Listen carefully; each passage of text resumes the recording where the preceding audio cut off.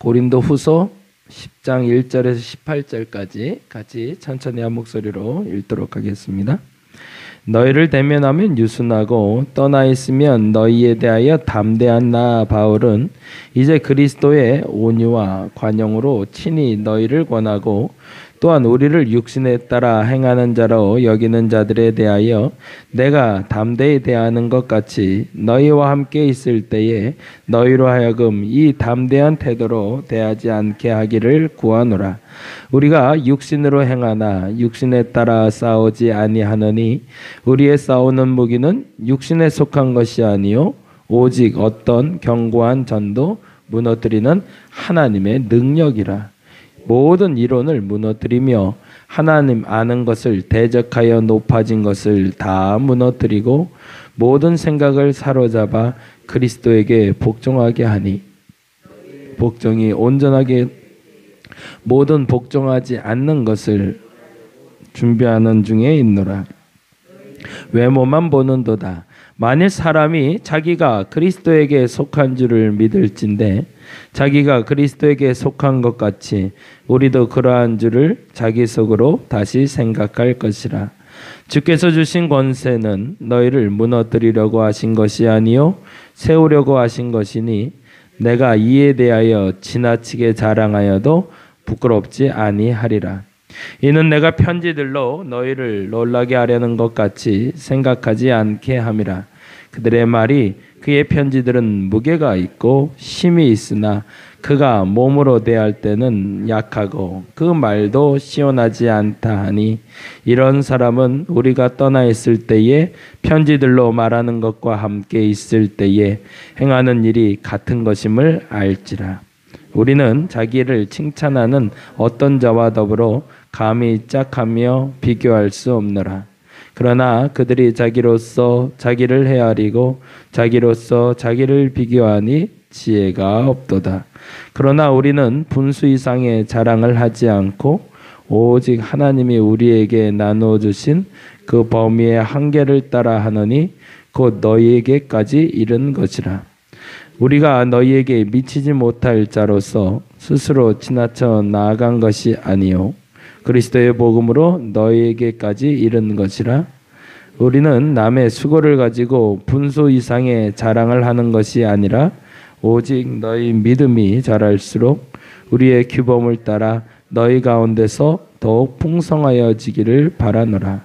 이는 남의 규범으로 이루어 놓은 것으로 자랑하지 아니하고 너희 지역을 넘어 복음을 전하려 함이라. 자랑하는 자는 주 안에서 자랑할지니라. 옳다 인정함을 받는 자는 자기를 칭찬하는 자가 아니요 오직 주께서 칭찬하시는 자니라. 아멘. 고린도 후서는 1장부터 9장까지가 크게 한 단락이고요. 10장부터 이어지는 13장까지를 두 번째 단락으로 나눕니다. 지난번 말씀드린 대로 고린도 후서는 사도성, 사도 바울이 내가 사도야라는 것을 계속 증명하는 과정.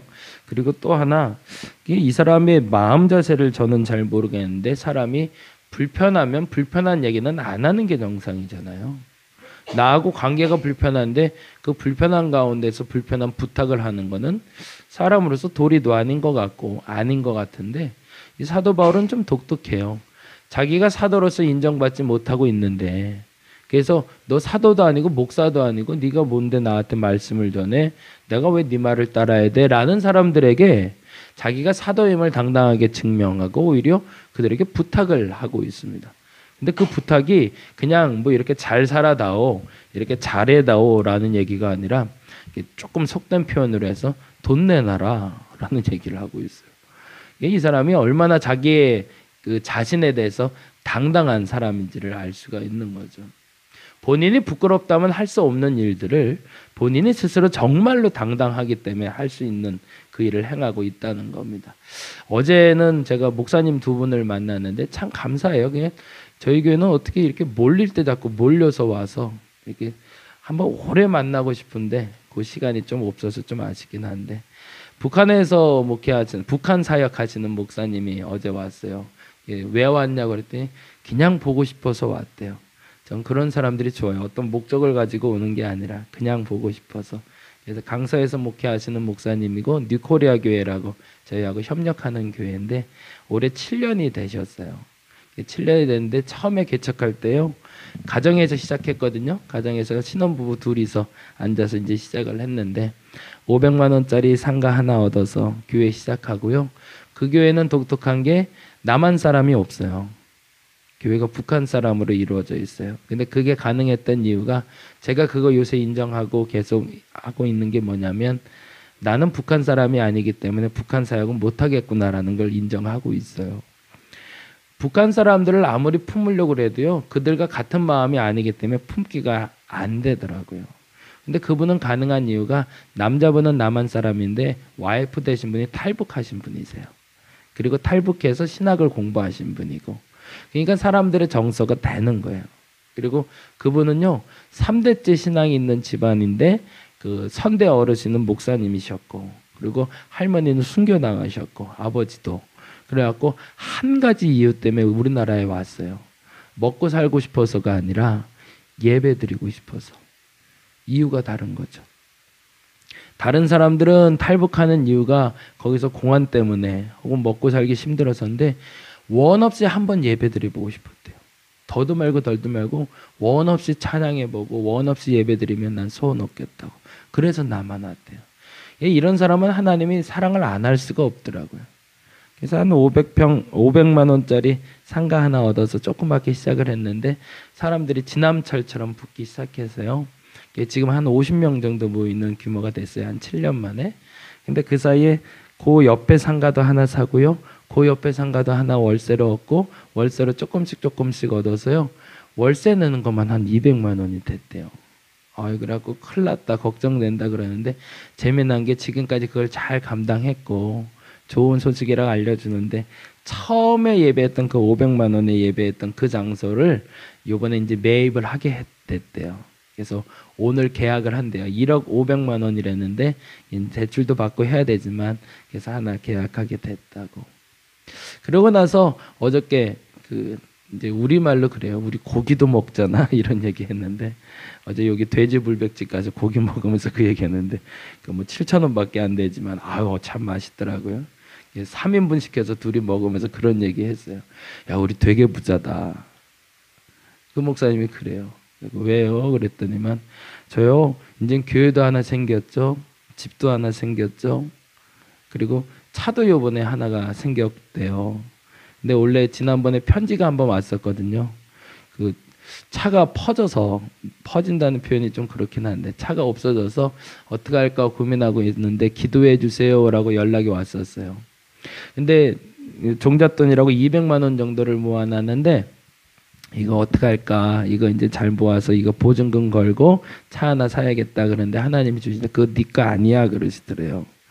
난 차 사려고 모아놨는데 뭐 어떻게 할까요? 그랬더니 어디 개척교회에 있으면 보내라고 그러더래요.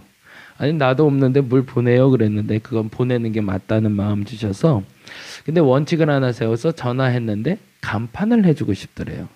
그래서 개척교회 목사님들 전화해서 필요한 데 있으면 내가 보내줘야겠다. 근데 딱 먼저 생각나는 목사님에서 전화했더니 간판 얘기는 안 하고 이상한 얘기만 자꾸 하더래요. 이분은 아닌 것 같다. 그래서 끊고 두 번째 전화를 했는데 두 번째 전화한 분은 계속 간판 얘기만 하더래요. 그러면서 마지막에는 결국에는 천으로 하나 이렇게 붙이려고 준비하고 있었대요. 이거면 잘 됐다. 그건 내가 해줄게.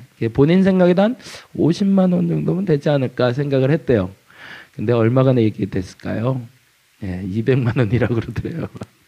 참 우리 하나님도 정확하신 분이세요. 그래서 견적을 냈는데 목사님 230만 원 나왔는데 제가 깎아서 200만 원 만들었는데 어떡하죠? 제가 도와달라고 해도 되나요? 그러더래요. 보내드려야죠. 그랬대요. 그래서 200만 원 보내드려서 간판 해드렸대요. 근데 이 목사님의 지혜로운 게 거기에 있는데요. 그리고 하나님한테 그랬대요. 하나님 11조 했어요. 그랬대요. 당신이 주신 거 11조 했으니까 이제 나머지 주세요. 그랬대요. 내가 200 했으니까 이제 2,000 주세요. 난 차 사야 되니까. 그 돈으로는 차 살 돈이었으니까. 근데 정말로 그리고 얼마 뒤에 차를 요번에 하나 샀어요. 근데 그게 좀 계기가 좀 재밌었는데 한 번 와서 예배드린 성도님이신데 그분이 감동을 받으셨나 봐요. 그래갖고 그분이 헌금을 다 해주셔서 그래서 스타렉스라는 좋은 차를 하나를 구입을 했다고 간증을 또 하더라고요. 그래서 교회 차도 하나 생겼지. 그리고 사모님이 이번에 석사과정 공부를 또 들어갔대요. 그리고 본인도 지금 석박사 과정에 들어갔대요. 돈도 없는데 그거 어떡하냐 그랬더니 아이 목사님 나 부자잖아요 그러더라고요. 그거 어떻게 해요 그랬더니 미국에 있는 장로님 한 분이 어떻게 알고 본인 교회 예배 드리러 왔는데 부산 사시는 분이래요. 미국 고향은 부산인데 부산 가기 전에 본인 교회에서 예배 드리고 싶어서 예배를 한번 드렸는데 그 다음 주에도 부산에서 또 예배 드리러 올라왔더래요. 왜 그런지 몰라도 자꾸 예배 드리고 싶어서 오게 된다고. 근데 그 두 번째 주에 왔을 때 자기가 공부한다는 얘기를 좀 하게 됐던 것 같아요. 그래서 그분이 미국에 가시면서 두 번 학자금은 본인이 되고 싶다고. 그래서 500만 원을 먼저 헌금을 해놓고 가셨대요. 그 돈으로 등록했는데 그 500만 원으로 사실은 둘이 등록금이 안 되잖아요. 근데 본인이 300만 원을 장학금을 받았대요. 그래서 두 분 장학금을 요번에 해결을 했다고 얘기를 하시더라고요. 얘기를 듣는데 너무너무 좋은 거예요. 지조 있게 한 7년 정도가 됐는데 한 7년 정도 되니까 하나님이 한 교회를 정말 예쁘게 만들어가고 있구나라는 걸 듣게 되니까 너무 좋더라고요. 그 다음에 오신 분이 누구냐면 요 옆에 원래 여기 있던 우리 예수 믿은 교회 김일건 목사님 왔다 가셨어요. 배달이 잘못 와서 여기에 이제 물건이 와서 그것 때문에 물건 받으러 왔는데 어린이 사역 열심히 하시거든요. 저는 그분 그거 못 따라갈 것 같아요. 새벽 예배 끝나면 애들이 요새 한 중학생 애들이 한 8명 정도가 나온대요. 새벽 예배. 대단하죠. 이제 성인 교인들도 좀 있고. 근데 걔네들을 매일 아침마다 밥을 해서 먹여서 학교를 보낸대요. 매일. 애들이 안 올 수가 없겠더라고요. 그 교회는. 아이들도 이제 한 20명 정도 고정적으로 주일날 예배 드리고 있고요. 여느 큰 교회보다 나은 것 같은 생각이 들었던 게 이번 여름 성경학교를 했는데요. 여름 성경학교에 130명이 왔대요. 이건 말이 안 되는 일이에요. 개척한 지 이제 3년, 4년째 되는 교회고 성인 교인이 하나도 없던 교회인데 애들이 130명인 건데 이건 말이 안 되는 거죠. 근데 그분들 보면서 생각난 게 사실은 오늘 본문이에요. 오늘 본문에 이렇게 돼 있거든요. 한번 볼까요? 13절입니다. 13절 말씀 같이 한번 읽어보겠습니다. 그러나 우리는 분수 이상의 자랑을 하지 않고 오직 하나님 우리에게 나누어 주신 그 범위의 한계를 따라 하노니 곧 너희에게까지 이른 것이라. 첫 번째, 내 분수에 따라 자랑할 수 있는 것. 사도 바울이 사도로서 그렇게 비방받고 그렇게 욕을 먹어도 당당하게 돈 달라고 말할 수 있는 이유는 그 돈이 내 돈이 아닌 걸 알고 있던 사람이고 내 사역이 뭔지 아는 사람이고 보다 정확히 말하면 나는 당당한 사람이라는 겁니다. 왜요? 난 내 분수 이상을 요구한 적이 없기 때문에, 내 분수 이상으로 일한 번 적이 없기 때문에. 어제 요양원 가서 그 예배 드리면서 그 얘기 했는데 옷이 2벌 있어도 세상에 나는 이 2벌이면 충분해 라고 말하는 사람이 있고요. 옷이 1000벌 있어도 옷장 열면서 오늘 입을 옷이 없네 라고 말하는 사람이 있더라고요. 똑같은 상황인데도 그 상황에서 만족할 수 있는 사람이 있다면 그 사람에게 하나님 그 필요를 반드시 채우십니다. 근데 내게 있는 것에 만족하지 못하는 이에게는 하나님 결코 채우지 아니하신다는 것, 그 법칙을 사도 바울이 알고 있었던 거죠. 그리고 또 하나 알고 있었던 것이 있습니다. 그게 바로 15절 16절입니다. 같이 한번 읽어보겠습니다.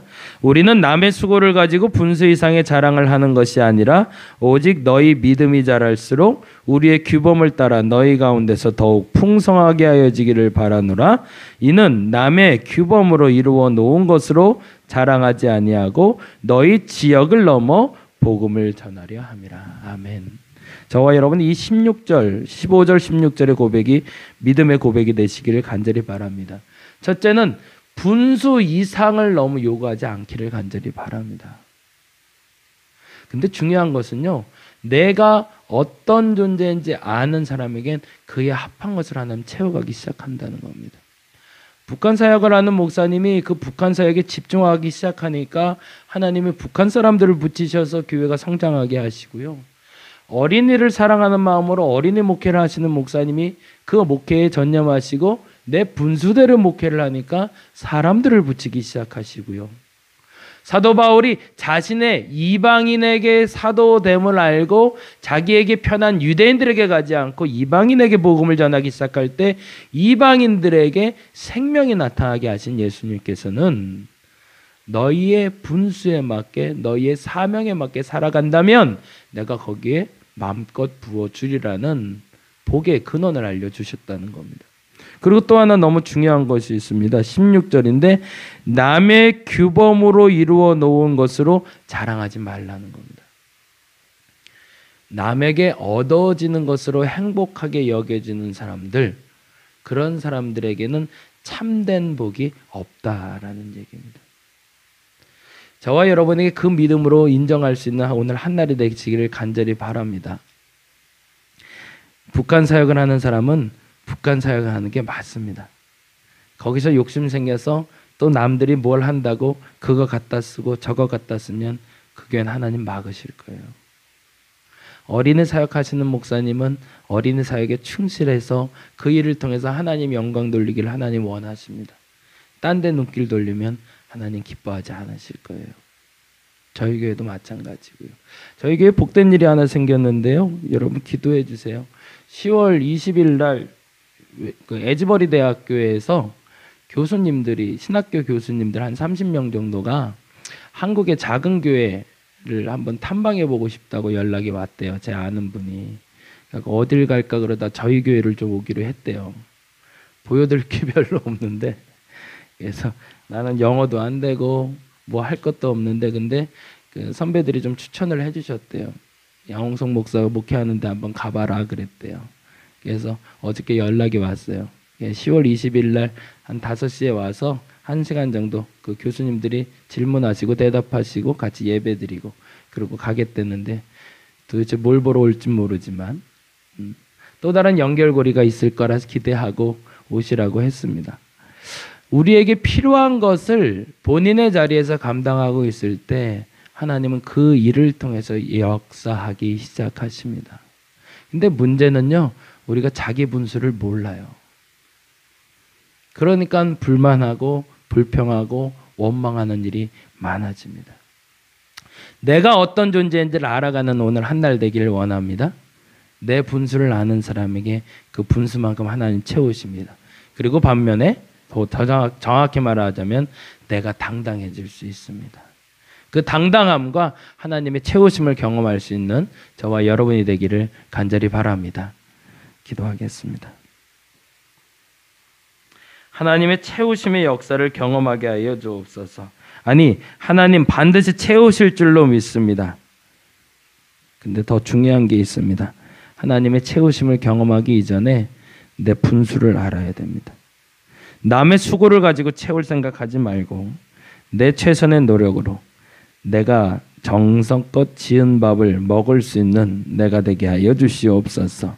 옳다 인정함은 그때 시작될 줄로 믿습니다.